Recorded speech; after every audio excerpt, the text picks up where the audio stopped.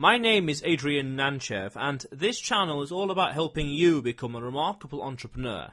So this podcast is all about becoming remarkable and finding people from all over the world, whether entrepreneurs or not, that are doing something remarkable with their life. Today I have with me Tabi Slick. So please, Tabi, tell the audience, share with the world, who are you, what's your story, what's your journey, and what difference are you making in the world?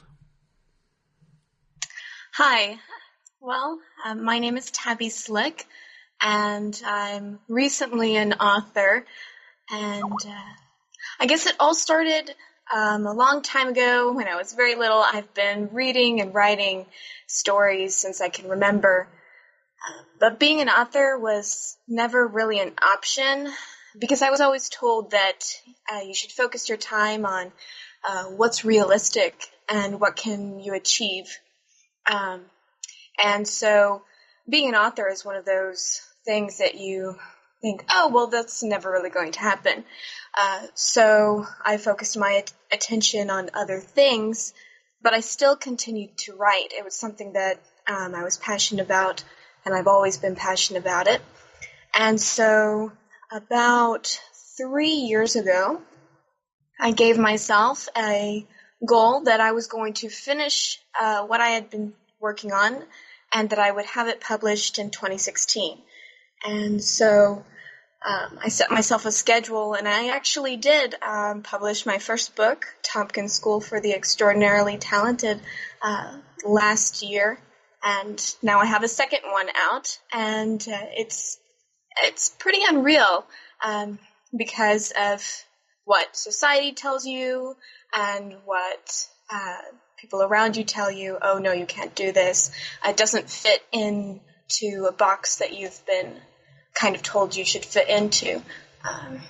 So my goal as far as a writer, as an author, is to share with the world my perspective and try to enjoy writing about real places, but through a different perspective, and sharing that with the world.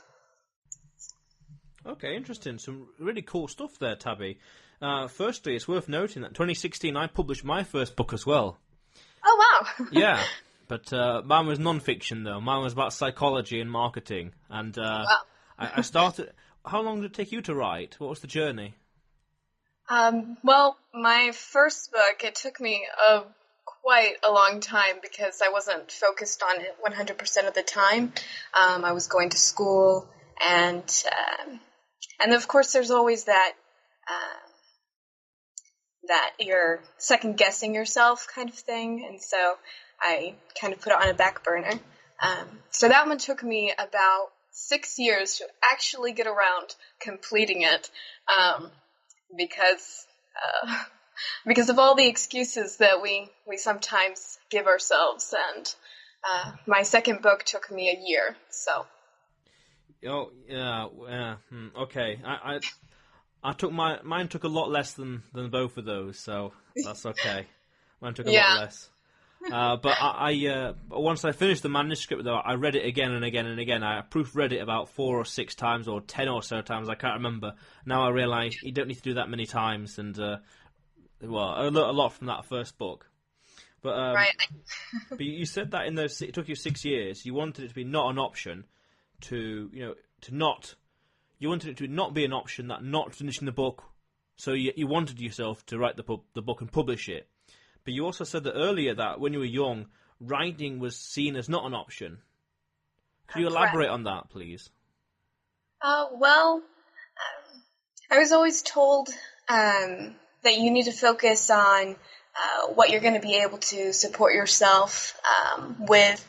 And so the realistic options, go to business school or go into accounting. There's jobs where you've seen many people be successful at. And so that was what I was always told growing up. And I realized that when you're not yourself passionate about what you're doing, you tend to have a limit at how successful you can be in that. You kind of reach your max potential. And if you're not passionate about what you're doing, then you're not going to want to do it. So that's why I made the change to focus more on my writing and being an author, because that's what I've always been passionate about. Yeah, I find that when it comes to being realistically, Tabi, everything makes money, everything works. It's just working at it and positioning it and monetizing it in the right way. Because there's an old saying in England that any old rope, people will buy anything when presented to them. And I can attest to that, believe me. And you also say passion. Yeah, I think when in my book that I'm writing now, I'm writing another book. Non-fiction. So I have a structure. It's about content marketing and inbound marketing, and I have a little structure called LSD. And L stands for love. You got to love what you're doing. If there's no passion, if there's no desire, no drive in what you're doing, no matter what it is, you're not going to care for it. I've come to realize there's like two requirements, and you can do whatever you want in life, accounting and authoring, whatever, as long as you're happy to do it and you're competent at it. Happiness is an emotional requirement, and competence is like you getting the fruits of your labor. It's working for you. Yeah, exactly. I couldn't agree with that more. I read. I also read a lot. I think Stephen King is the one that said, in order to be a writer, you have to not only write a lot, but you also have to read a lot. And I read this book called Designing Your Life. It's nonfiction, and they pointed out several things that we tell ourselves that are false. One is that we must do the job that we got our degree in. That's not necessarily the case. And that what I've been doing for 10 years is what I should be doing for the next 10. And when I read through that, it was mind-blowing. Even though it kind of sounds common sense, there's always room for change. And if you're telling yourself you have to be doing what you've always been doing, you're kind of limiting yourself. Yeah, that Design Your Life, that book does sound a little familiar. Who is the author? Bill Burnett and Dave Evans, I believe. No, that topic does sound familiar with the title, but the authors don't sound familiar. But that's all right. Yeah, and, it's a good book. And you said being a writer, you read a lot. Yeah, I would like my lifespan to write 100 fictional books. Of course, ambitious. If you're going to do something, if you've written 2 books, not as good as 3 books, is it? You've written 4 books, not as good as 7 books, is it? So it's like, well, why not push yourself and write more and write more? Just I'm creative and crazy that way. So read more, definitely. I've got about 30 books here or so right there from Terry Pratchett, waiting to be read. I must have read out 4 of them. I've got all the books on Game of Thrones ready to read.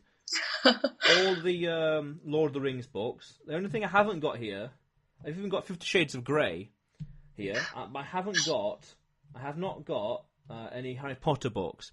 But I want to read these books to analyse and absorb. And how do they do it? How do they write it all together and patchwork together a strategy for writing? Right. Is that what you've done when it comes to writing, or just how did you go about learning the basics of it, the fundamentals? Definitely from reading and kind of analyzing the strategies that other authors use. Definitely makes you a better writer, because as you're experiencing not only the story while you're reading, you also get familiar with foreshadowing, and you can go back and see, oh wow, this is like the author painted a picture here, and those kind of amazing, I call them magic, that authors put in their stuff. I mean, J.K. Rowling has done some great things with that, because she's written the 7 books, and each one you can see how they all tie in together, and she definitely planned it out. that way. Another author that inspired me was Robert Ludlum, even though it's an entirely different genre than what I write in.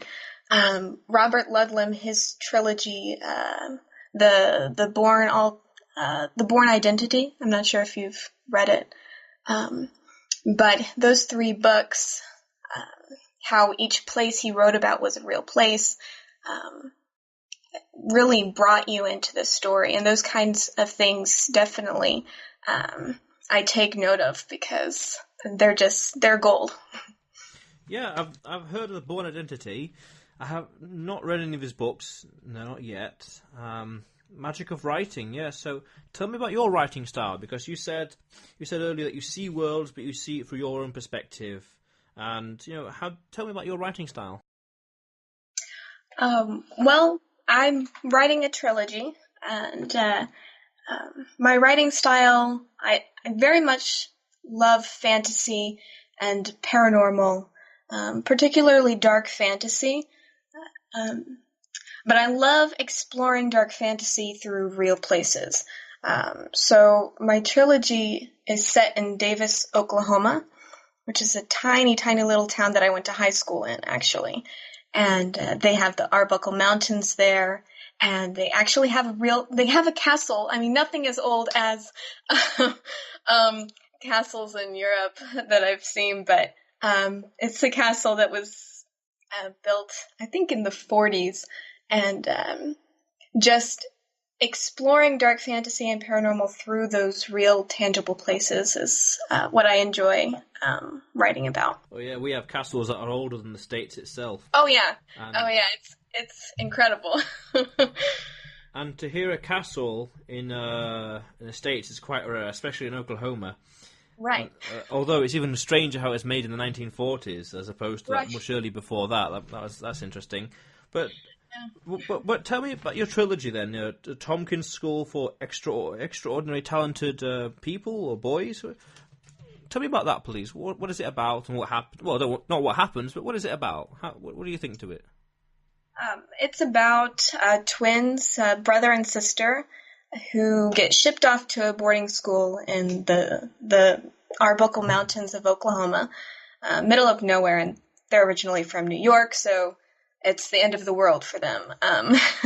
And it's there that they discover that they transition into these beings on the full moon with powers and wings, and how something seems to be controlling them. And it's their journey in figuring out what it is and who they are. That's interesting, because at the start you mentioned that when it comes to writing, you like to write about exploring places, but also that not fitting in the box and being outside the box. Can you elaborate on those themes, please, or that purpose, or why you decided to write about that? Well, I actually didn't put the name to them until I got that feedback from a reviewer of the books, but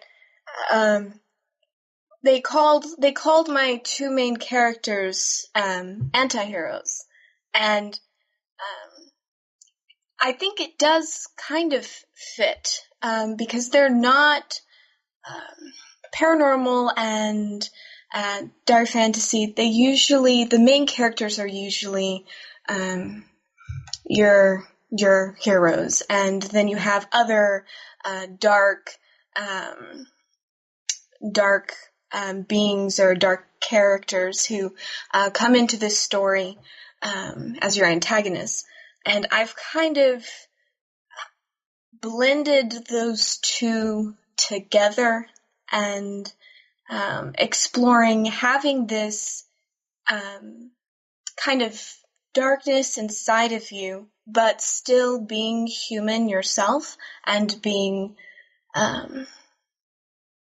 good. It's the blend of both good and evil, and is there a true distinction between the 2? Yeah, it's interesting. I was listening to a few talks recently by George R.R. Martin, and he's talking about how there's no real good and bad. The lines between it are very blurry. He says that no one wakes up in the morning and rubbing their hands together and thinking, what evil can I do today? And is this the kind of structure that you've gone for in your books, where, by the sound of it, yes, but where the good and bad is very blurred, and it seems to be more of a character leading the plot kind of narrative as opposed to vice versa? Correct. Yes, that's kind of the gist of that. All right. So you talk about the darkness inside you. Can you elaborate on that theme at all? Is that meant to be an allegory, or what is that exactly? Or is it, I remember reading that there are different types of stories. You know, there's like man versus nature, man versus man, man versus society, that kind of thing. Is this a man versus himself kind of thing, where it's an inner self kind of battle or struggle? Yes, this is very much more of man versus self, and a lot of the struggle happens internally for the character. And is experiencing all of these powers and not being able to control the things, sometimes not even being able to control what they're doing. But the reality that it is still coming from within them is astonishing to them, and it's been astonishing to the readers as well. All right, okay, interesting. So, with regards to your writing, could you elaborate on your actual writing style? Like, you mentioned foreshadowing. Is that something you'd use a lot, or something you don't like very much? And what do you think to writing? Because you also talk about Stephen King, and I know that his new book, well, his book, The Dark Tower, has recently been released into a film, and that Dark Tower is a very it's a very strange film, because the book, the ending is interesting. Without no spoilers, interesting, and also there's a very fascinating character that most people wouldn't have predicted inside the film. I mean, well, in the book as well. Tell me about your writing style, because you mentioned Stephen King, so I was just curious. Influenced by him? A little bit. I haven't read a lot of Stephen King, or as much as I would like. But I've been told that my kind of writing style seems to have some a little bit of influence, but I would not. Stephen King is incredible, and I would never call myself an incredible author, but I think he would definitely inspired some of the ideas. And exploring kind of the darker elements of things. All right. Okay, so what have you learned from writing these books, when it comes to writing and being a writer in general, whether it's the style, the structure, or the publication? What have you learned? What mistakes have you made, Tabi? I think one of my major mistakes has been not sticking to a schedule, getting distracted by, other things, and not getting down into the writing part. But some writing mistakes very early on, I think putting too much emphasis on descriptions and that type of thing, the showing and not telling, is definitely one of the early feedbacks that I got, and I'm definitely glad that I got that, because in writing fiction, being able to show and not tell is kind of that fine line that you do have to master, and it's a journey to do that. And so reading more definitely helps with that, but writing and being a part of a writer support group is definitely something that anybody who's looking to start writing, nonfiction or fiction, they should definitely be a part of that, because they can point out the errors that you wouldn't have otherwise seen. And that's something that I started about 2 years ago. Before I published the first one, I joined, and it's been incredible. be a part of a group like that. Are there any particular groups you recommend? Well, the in-person group that I joined is at my local library, but there are virtual groups. I'm a part of Scribes and Bibliophiles, which is a virtual Facebook group. It's really great for not only connecting with other indie authors. It's great in sharing your work, and there's a lot of support for authors and readers too. Yeah, always want to learn from other people's mistakes. And so, speaking of which, what advice can you recommend for aspiring writers? I think finding people who are unbiased to take a look at your work and not being afraid to get your work out there. Also, starting a blog can help with that because you can post like short stories and nonfiction articles that others can read, and really going out and searching for groups and reviewers to give you feedback, and also don't just take from the world of indie authors. Also go out and read other people's stuff and review them, because the more you put into this community, the more that you'll be welcomed and get back from it. Yeah, that's why I want to read so many different books. Got loads here. I've even got Harry Potter's The Cursed Child, the screenplay here, and a few of the short stories. Probably one or two from Mark Twain as well while I'm here. Oh, so, wow. Yeah. So some cool stuff here. I have not read that manuscript yet of J.K. Rowling's latest one. I have not read that yet, but I've heard mixed feelings about it, so I'd be interested to hear your feedback on it. I haven't read much of it either. It's just waiting there. See, I'd much rather read these books when I know more about writing, because I can then analyse it much more in depth and break it down and read it at a much higher level, much more writer level, as opposed to just reading it with not much experience. If you don't even know about, say, Freytag's Pyramid, then you're not going to enjoy it or break it down as easily. And speaking of Harry Potter, however, there's one great big book. Yeah, it's big, I suppose. I don't know who it is, but it's Harry Potter's Writer's Guide, or a Writer's Guide to Harry Potter, and I believe it's like this English professor or something that has broken down how J.K. Rowling does all her works, and how she embeds story, narrative, and mystery, and all the rest, and hints, and how she introduces characters or builds worlds, all throughout her books, and they're given examples and all the structure. I must have gone about 40% through it, and then I stopped reading it. This is months ago, but that's one book I personally would recommend, because the amount of detail in there. It's one of those books that really have to study, and not just like read, but study and take notes and apply these lessons elsewhere, because heck, all the advice is right there waiting for you to absorb it. And I haven't heard of that. Beg pardon? I haven't heard of that. Yeah, it's on Amazon. I highly recommend checking it out. Writer's Guide to Harry Potter. And some of your advice, you say stick to a schedule.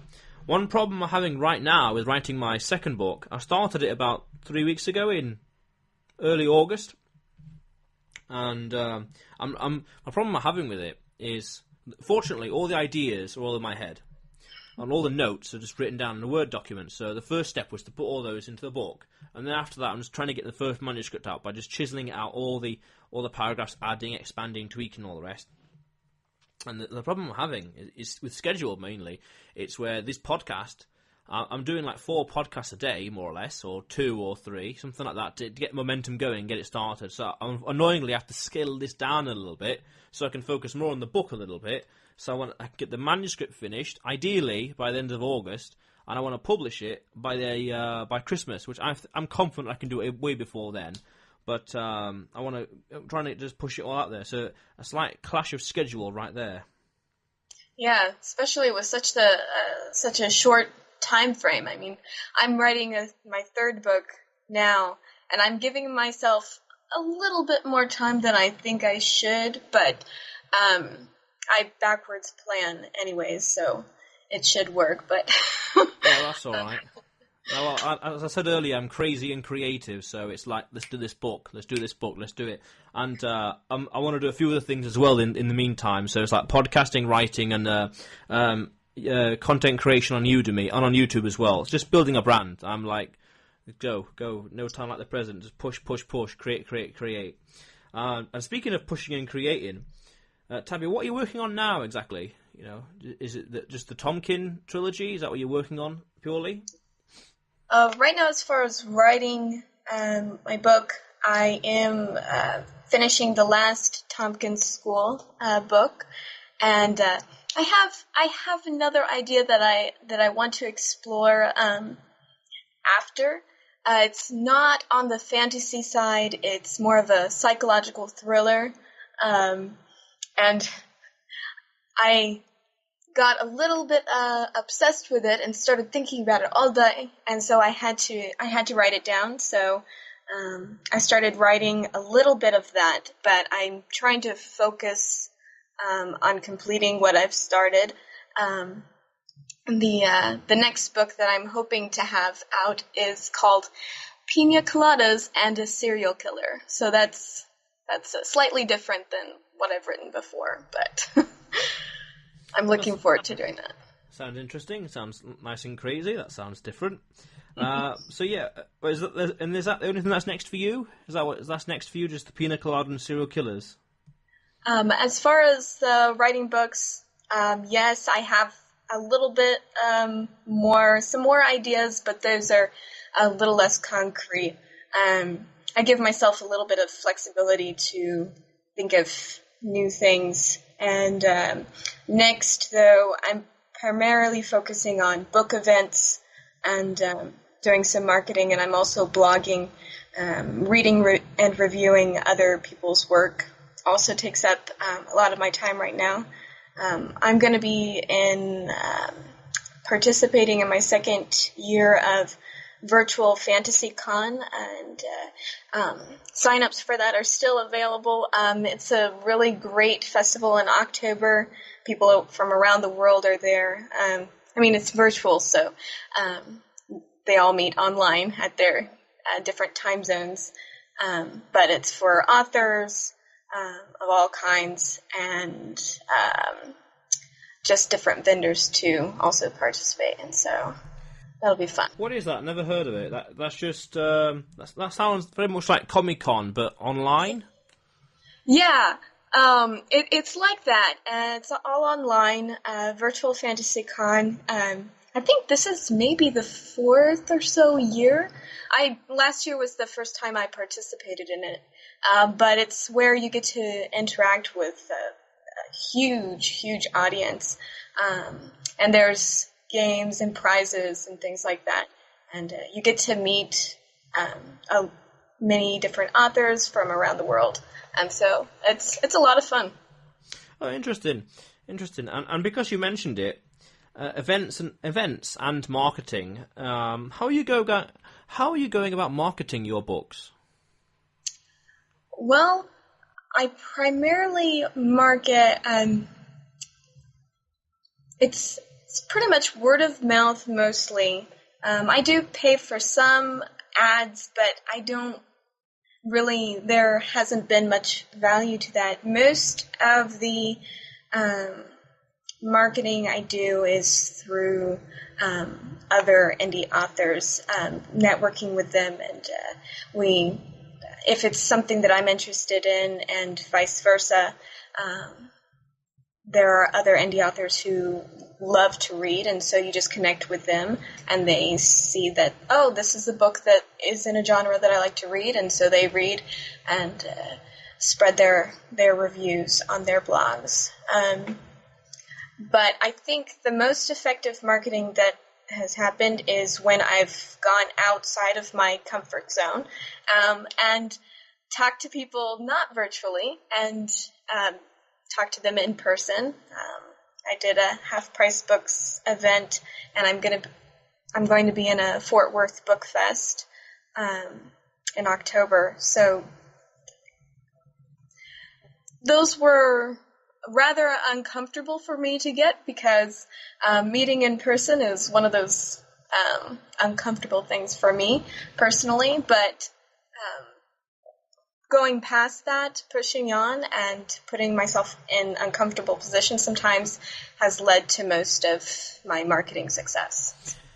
How did you go about getting involved in these events as an author, as a panelist, I'm guessing, as opposed to a visitor or a spectator?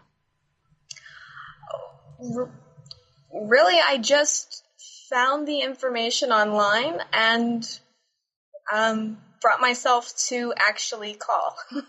And so when I called and told them, this is my website, you can find my books on Amazon, they kind of did their research on me and then called me back and said, we would love to have you on. And that was crazy, but that's how it happened. Yeah, I thought so. Just reaching out and Yeah. seeing what happens. Yeah.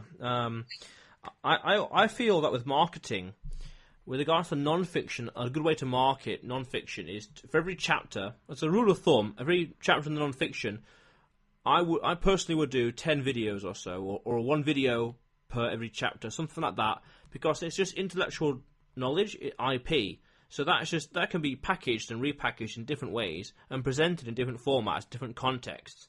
For YouTube, for example, and shared with the world, and with a link, with a call to action to the book, or learn more here, things like that. I find that when it comes to, as far as I can predict or feel that with fictional work, it's more a case of the audience that you've brought in from somewhere else, and you're starting to write fiction work because they buy it and they consume it because of you, and or because of success begets success, so the word of mouth generates following, generates leads, and generates attention from already.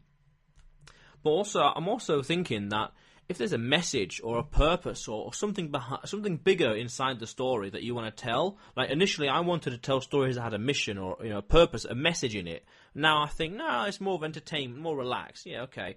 But back then I was thinking, because you got a message to say, you could do content or a YouTube video that talks about that message, just you at the camera, nice background, nice audio, stuff like that, I don't know, whatever, good quality, talking about your book and why it's important. Why should people care? Why is it relevant in people's lives? And also at the same time, take these key events in the book, these cliffhangers, for example, and turn that into animation and share it online with a nice clickbaity title. And yes, clickbait is very good. It's just a strategy of getting attention, and share that online because people will want to know more. They'll want to know more. And so how are they going to know more? Well, click on the link. Learn more here. Discover what happens next. To be continued in my book. Here's a link, or Bitly link, or whatever. Those are some ways I was thinking about it. Yeah, I think with fiction, having either writing about a real event or writing in a location that is real, those kinds of things can also help you market, because there's people who are either from that area or experienced that event, and because they remember it, they'll make that connection and they'll be curious about how either the writer is experienced this event, or the character experienced this event, or what's mentioned in the book about this environment. And there's a huge genre for writing about travel too. And that's another, if you've traveled, people want to travel and experience what the writer has to say about that. Interesting. That's an interesting way of putting it. Where there's a castle, and there's the floors and all the rest, and you're writing about the fictional scenes that happens in the actual castle room, in the layout and all the rest. That's interesting. That's interesting. Almost like augmented reality meets fictional writing. Oh, fascinating. Yeah. Oh, fascinating. And this travel genre. Yeah. What's that? What do you know about that? Do you know any bit more about that? I haven't read too many of them, but I know a bunch of authors who that's pretty much all they write. They travel to Amsterdam and they write about their journey to Amsterdam. They travel to Australia and they write about that. And there's a lot of people that either they don't get to travel or live over in the States where you're not close to any other country. And so you want to see this environment and love to read, and so you search out those genres. I'm not sure if it's an official Amazon genre. I just know that on Facebook groups there's a travel by book group that is specific for books written about travel to other places, or just about another environment. Okay, interesting. But Tabi, as we begin to wrap up this podcast, what is the best way for the audience to get in touch with you? They can get in touch with me on my blog, tabislick.com, or find me on Steemit, Tabi Slick, or on Facebook. I'm happy to connect with anyone there on Twitter. Just search Tabi Slick, and all my contact information should be there. Cool. I'll include those in the link in the description below. But right. Tabi, it was great having you on the show. All right. Thank you for having me. Yeah, thanks a lot. And ladies and gentlemen at home, if you haven't already, click on the subscribe button below and press the bell notification right next to it if you're watching this on YouTube. If you're watching this on Steemit, however, don't forget to upvote and follow me, because either way, there's plenty more blogs, videos, and content to come, because this channel is all about helping you become a remarkable entrepreneur. So go out there today and do something remarkable. How cool is that?